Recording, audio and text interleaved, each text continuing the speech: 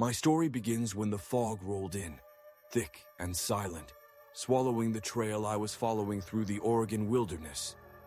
The sun had dipped below the Cascade Peaks, and a chilling darkness began to seep through the ancient pines. I was completely turned around, every tree looking identical to the last. My compass was spinning uselessly, and a primal fear I hadn't felt in years began to prickle my skin. "Are you lost, traveler?" a voice called out, so soft it was almost part of the fog. It was a woman's voice, calm and clear. "I am," I called back, my own voice tight with relief. "I'm just looking for a place to wait out the night. You won't find much out here at this hour," she replied.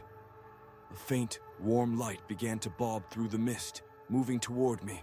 A figure approached, holding the freshly lit lantern. Her face was a blur, hidden by the swirling gray mist that seemed to cling to this place. "Follow me," the stern voice commanded. "It's not safe to be out here at night." I hesitated for a moment, then followed her. We walked down a dusty path that cut between the thick forest on one side and a line of dark, tiny cottages on the other. There were no lights in any of the windows, no sounds but the soft crunch of our footsteps on the damp earth. The village, which she called Hollow Creek, felt utterly soulless.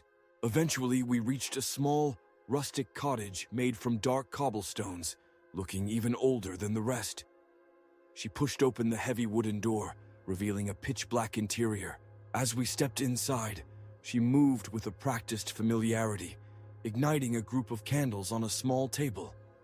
Their flickering light pushed back the oppressive darkness just enough to see. "Would you like some tea?" she offered, her voice softer now. "I brewed it earlier today. I'd appreciate that," I said, a smile touching my lips for the first time in hours. I dropped my heavy pack and compound bow to the floor and sank into a rugged wooden chair. She returned with two mismatched ceramic cups and handed one to me. As my eyes adjusted, I finally saw her face clearly in the candlelight. My breath caught in my throat. She looked uncannily like my mother, who had died years ago. If my mother had lived to be an old woman, with thinning gray hair and a web of wrinkles around her eyes and mouth. The short, stout woman gave me a comforting smile, the candlelight softening her features. "You carry quite a load with you," she observed, her gaze drifting to my gear. "Are you a hunter?" "You could say that," I replied, my voice a little shaky. "I have some wolf pelts in my pack. Hope to sell them at a market." "I wouldn't suggest that here," she said quickly, her comforting smile vanishing. "Why not?" I asked, confused. "The people in this valley, they revere the wolves," she explained. "They wouldn't appreciate a stranger dishonoring their beliefs." "Revere them?" I snorted, the idea absurd. "Why would anyone worship those wild beasts?" "They help us survive," she replied simply. "Wolves aren't helpers," I shot back, my old anger flaring. "They're monsters. They tear a child apart without a second thought." "And is that wrong?" she countered, her voice even. "Doesn't a wolf need to feed its cubs? Is it so different from a man catching a fish to feed his own family?" As she spoke, one of the candles on the table flickered and died, casting one side of her face in shadow. I took a sip of my tea. It was cold and bitter. "I still don't see why that makes them worthy of worship," I said, breaking the silence. "This is a farming town. Without the wolves hunting the field mice and voles, our crops would be devoured," she explained patiently. "They protect our harvest." "You don't seem to have a farm," I observed, looking around the small, sparse cottage. "What is it you do here?" "I read people's lives," she said, her voice dropping to a near whisper. "And I guide them, like a fortune teller, dealing in dark magic?" I asked, a new unease settling in. "No," she corrected, her gaze sharpening. "I determine someone's fate, not their fortune." "Aren't we all just fated to die?" I asked, trying to sound nonchalant. This old woman was starting to sound crazy. "There's a lot that happens between birth and death. Knowing your path, that is a resource," she said, leaning forward slightly.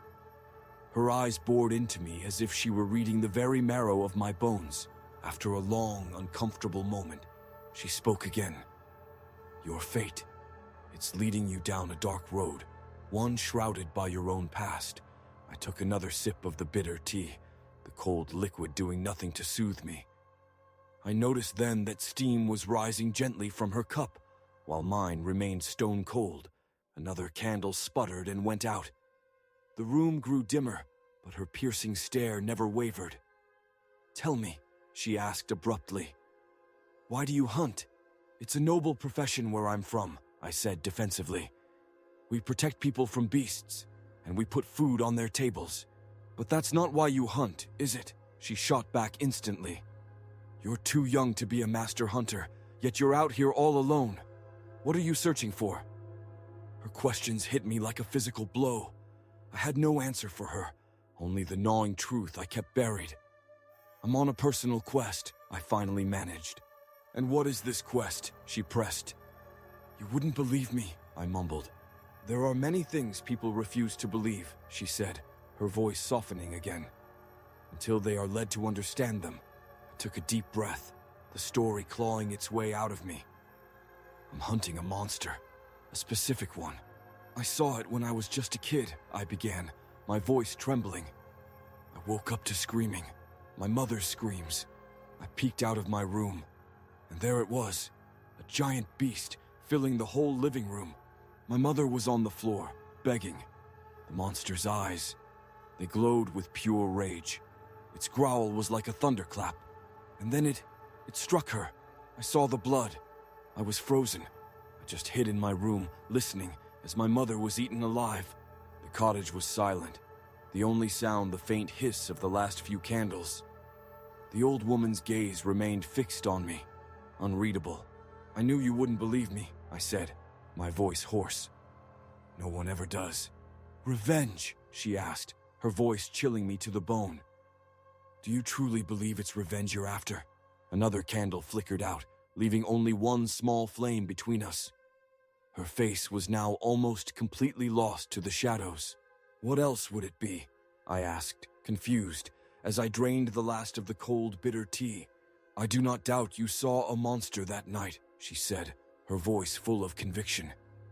"But the memory of a child is a fragile, foggy thing. Imagination papers over the parts it cannot comprehend. The monster you remember," she continued, "doesn't hide in the wilderness. It walks freely among men. Your fate is not to seek revenge, but justice." As she finished speaking, the last candle flickered once and died. The room was plunged into absolute, suffocating darkness and silence. I woke with the bright morning sun on my face. I was lying on a patch of soft earth at the edge of a forest, next to a crystal-clear blue lake. I sat up, my head pounding. The cottage, the village, it was all gone. My bow and my pack were lying neatly beside me. In the distance, I saw a man walking along the lakeshore, carrying a fishing rod. "Hey!" I yelled, scrambling to my feet and running toward him. As I got closer, I saw he was an older man with a weathered face and a gray beard. "Sir," I panted, "can you tell me how to get to Hollow Creek?" "Hollow Creek?" he scoffed, looking at me like I was an idiot. "Son, that's just a fairy tale they tell kids around here. A ghost story about a place that helps lost travelers. It's not real." He shook his head and walked past me without another word, leaving me standing alone, my mind reeling. Was it all a dream? Suddenly, a sound from the nearby woods, a loud crack followed by a soft whimper, snapped me out of my thoughts. Curiosity, or maybe instinct, pulled me toward the noise. I pushed through some thick ferns and saw a small clearing. A doe lay on the ground, a hunting knife in its side, its life bleeding out onto the forest floor. Standing over it was a large man, his back to me, his powerful arms working to carve into the animal. Then I heard another sound, a tiny whimpering cry. Across the clearing, hidden in the bushes, was a tiny fawn, watching in terror as its mother was slaughtered. It was frozen, just as I had been. In that instant, my memory broke open. The image of the fawn blurred, becoming my own small, terrified face peeking from my bedroom door. The image of the hunter's broad back twisted and reformed in my mind's eye. It was no longer a shadowy beast. The face I saw now was horribly, terrifyingly human. I remembered the smell of whiskey on his breath. I remembered his booming, slurred voice, not a growl.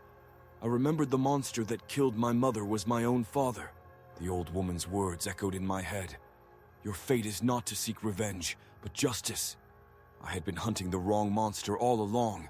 I turned away from the deer and the fawn, away from the forest and the mythical town. My hunt wasn't over. It had just truly begun.